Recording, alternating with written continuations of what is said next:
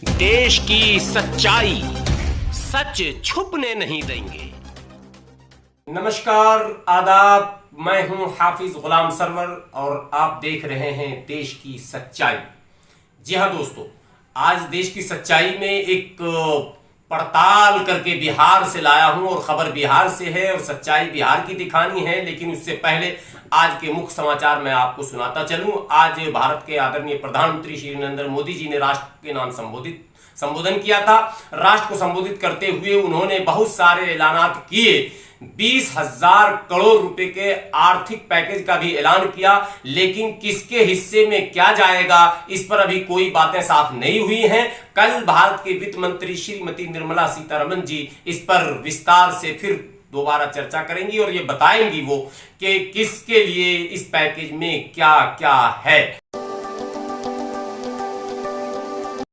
दूसरी बात, जो मजदूरों के ताल्लुक से, मजदूरों के संबंध में पिछले एक महीने से निरंतर जो विपक्ष के द्वारा आवाज उठाई जा रही थी, उस पर आज भी प्रधानमंत्री जी ने चुप्पी साधी।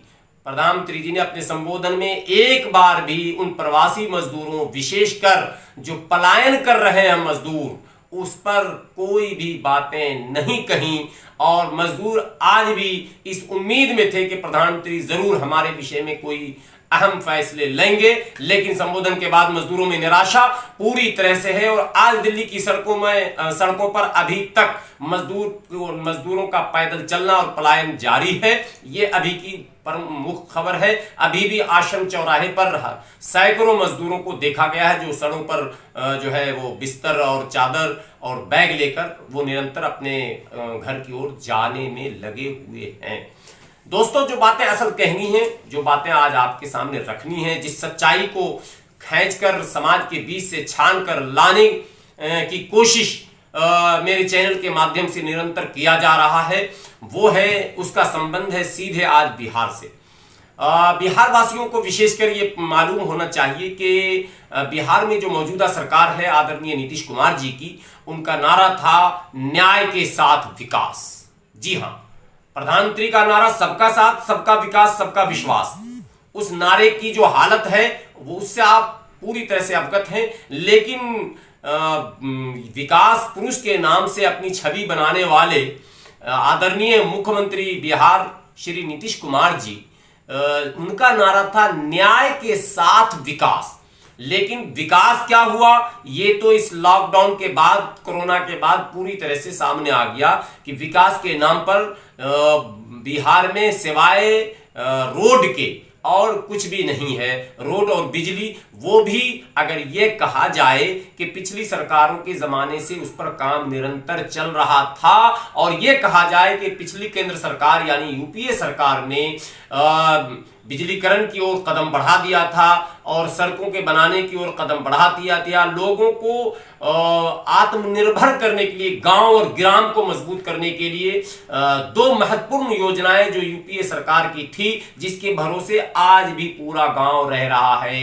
एक योजना जिसे हम आज कहते हैं खाद्य सुरक्षा कानून, और दूसरा जिसे आप कहते हैं मनरेगा। ये दो योजनाएं ऐसी थी जिस पर आज भी गरीबी टिकी हुई है। गरीबों के आजीविका और उनके जीवन जीने का बड़ा माध्यम आज भी ये दोनों ही बना हुआ है। यानी खाद्य सुरक्षा कानून के अंतर्गत जो राशन दिए जाते हैं और मनरेगा के अंतर्गत जो रोजगार दिए जाते हैं, उस पर ग्रामीण आज भी निर्भर हैं। कोई भी उद्योगीकरण और मतलब कोई दूसरी गतिविधि जिससे ज्यादा से ज्यादा रोजगार मिले, इस पर नीतीश कुमार की तीसरी चौथी सरकार ने कोई कदम नहीं उठाया।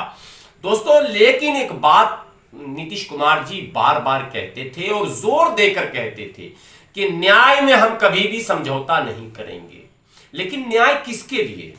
प्रश्न ये उठता है कि न्याय किसके लिए और कब और किसको? दो तीन महत्वपूर्ण बातें। और आज एक घटना जो घटी है बिहार के राजधानी पटना जिला में। पटना जिला के अंदर एक फतुहा विधानसभा है और फतुहा विधानसभा फतुहा थाने की ये घटना है। मकसूदपुर गांव का नाम है और उस मकसूदपुर गांव में एक कब्रिस्तान है, बहुत पुराना कब्रिस्तान। जी हाँ, रायपुरा भी उसे कहते हैं जगह को। मकसूदपुर असल विलेज का नाम है, रायपुरा है, जो बिल्कुल फतुहा शहर से बिल्कुल वो टच है एक तरह से उसकी आबादी। और एक बहुत पुराना वहां कब्रिस्तान, और वहां मुसलमानों की आबादी मात्र 40 से 50 घर है। वहां उस कब्रिस्तान पर अतिक्रमण बहुत दिनों से निरंतर चलता चला आ रहा था और उस पर कोर्ट में मुकदमे भी चल रहे थे। दो सवाल पैदा होता है कि मुकदमे जो धार्मिक स्थलों के हैं उसको इतना लंबा क्यों खींचा जा रहा है, चाहे वो राज्य सरकार हो या केंद्र सरकार हो, दोनों की रुचि धार्मिक मामलों में चल रहे मुकदमों को इतना लंबा खींचने में क्यों, ये एक प्रश्न है। दूसरा, न्याय के नाम पर अल्पसंख्यकों दलितों के साथ ही अत्याचार क्यों। बेगूसराय की घटना से आप अवगत होंगे, जहां एक बीरपुर थाने की घटना है, जहां एक ओबीसी पिछड़े के बच्चे की जो है वो आत्महत्या बताई गई, लेकिन आरोप जो है वो समाज सेवियों का ये लगाया जा रहा है कि उसकी हत्या हो गई पुलिस कस्टडी में, और उसका विरोध करने वाले दूसरे एक समाज सेवी के साथ भी उसी तरह की घटना घट गई और उसके भी पुलिस के द्वारा प्रताड़ित करके अंतोगत्वा वो भी जो है उसका भी देहांत होता है। और उस पर भी आरोप लगाया जा रहा है कि पुलिस और केंद्रीय मंत्री की मिलीभगत से उसको भी अपने जान से हाथ धोना पड़ा। ये दो घटनाएं तो दलितों की बेगूसराय से मैं बता रहा हूं। इस तरह से कई घटनाएं और आ रही सामने, लेकिन समय का अभाव रहता। आज मैं मुख्य जो हमारा मुद्दा है वो है रायपुरा मकसूदपुर कब्रिस्तान का। जी हाँ, कब्रिस्तान को विवादित बताया जा रहा या विवादित बना दिया गया। उस रायपुरा के जस्ट 2 किलोमीटर आप आगे जाएंगे तो एक कुर्था गांव है और मेन रोड पर ही एक आलीशान मस्जिद है कुर्था में, और वहां भी बहुत सारी जमीनें हैं जिस पर क्षेत्र के दबंगों का कब्जा है और उसमें पूरी तरह से मस्जिद को उससे बेदखल कर दिया गया है, मुसलमानों को उस जमीन से बेदखल कर दिया गया है। और मस्जिदों पर भी संकट दिख रहा है कि कहीं ऐसा ना हो कि देर सवेर मस्जिद के आंगन तक जो है वो लोग पहुंच जाएं और मुसलमान न्याय की लड़ाई के लिए दूर मैं आपको दिखा रहा हूँ आप वीडियो, और दूसरे तमाम समाज सेवी जो है वो सूचना हमें मिली है बिहार से आज दोपहर में यात्रा हो गई, लेकिन न्याय को नहीं मिला। आज जो घटना घटी अल्पसंख्यकों पर हमला किया और उनके घर दरवाजे पर ईंट और पत्थर से हमला किया और पुलिस की मौजूदगी में मुस्लिम नौजवानों की पिटाई की गई और कई मुस्लिम नौजवान उसमें घायल हुए हैं। और रमजान का महीना चल रहा है, रोजे की हालत में मुस्लिम नौजवानों की दबंगों के द्वारा पिटाई हो रही है और पुलिस की मौजूदगी है वहां। उसके बाद की जो खबरें हैं वो उससे भी ज्यादा चौंकाने वाली हैं कि जो मुस्लिम नौजवान इंजोर्ड हैं, घायल हैं, जिनके हाथ टूटे हुए हैं, जिनके सर फूटे हुए हैं, उन्हें ही पुलिस दोषी करार दे रही है। एफआईआर उनके खिलाफ लॉन्च किया जा रहा है और उन पर आर्म्स एक्ट लगाए जा रहे हैं और विभिन्न प्रकार के आपराधिक धाराओं को लगाकर उन्हें गिरफ्तार कर लिया गया है और कुछ अज्ञात का नाम दे दिया गया है। मुझे लगता है उस अज्ञात के नाम पर भी कुछ बचे कुचे नौजवानों को भी गिरफ्तार किया जाएगा।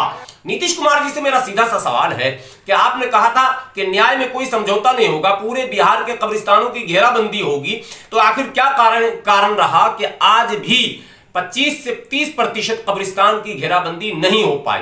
और ये घेराबंदी शब्द मैं ये इसलिए कह रहा हूं कि घेराबंदी एक बहुत बड़ा कारण बन गया है धार्मिक विवाद का। यदि कब्रिस्तान घेर दिया जाता है, सेफ कर दिया जाता है, तो विवाद समाप्त हो जाता है, उस दीवार को तोड़कर कोई अतिक्रमण नहीं कर पाता। लेकिन अगर वो ओपन लैंड है तो उस पर बच्चे खेलते भी हैं, कूदते भी हैं और उसके कई इस्तेमाल होते हैं, उसमें जानवर चराया जाता है और धीरे धीरे उसके पड़ोस में रहने वाले दबंग लोग उस पर कब्जा भी करते हैं। ये शिकायतें बिहार के कई जगहों से आ चुकी हैं।